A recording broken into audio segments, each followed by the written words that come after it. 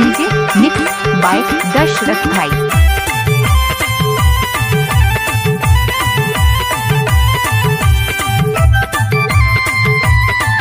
DJ Dashrath परस्ती भरा टोला वाले। याना बैठ लेना टूरी सरई पेड़ छाँव याना बैठ लेना आना बैठ लेना टूरी सरई पेड़ छाँव याना बैठ लेना। जेठ के महीना में लागे बड़ी घाम, जेठ के महीना में लागे बड़ी घाम। तहर कहाँ कर रहिया मुझे तुमसे प्यार हो गया। अरे नहीं मैडम, बाढ़ में गया प्यार व्यार, ये लव के कैरेक्टर में अपन सूट नहीं करता है।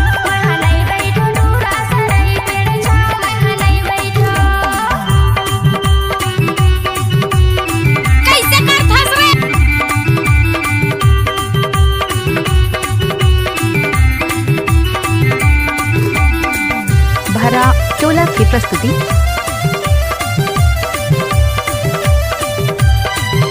नाम का है डीजे मिक्स बाय दशरथ भाई।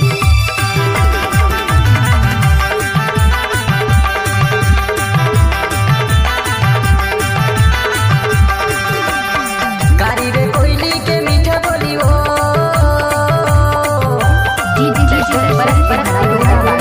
कारी रे कोयली के मीठा बोली हो। कहाँ गिंजरत रही खस मोरे से गली हो। याना बैठ लेना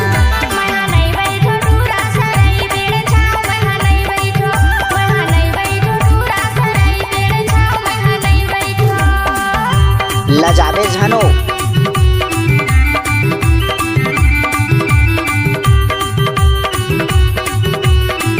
खुश नवो नाचन दे।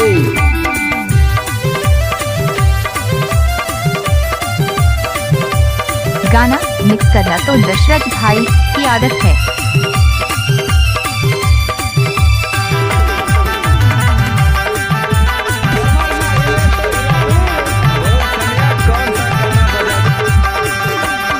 हमारे पाके अमली बिना हो।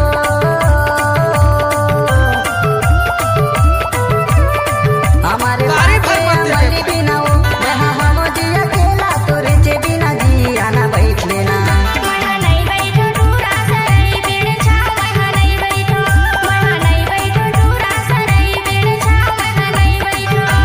जेठ के महीना में लागे बड़ी घाम,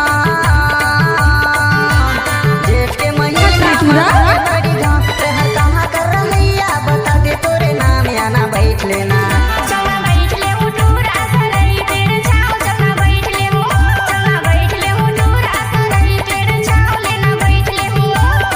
गाना मिक्स करना तो दशरथ भाई की आदत है। याना बैठ लेना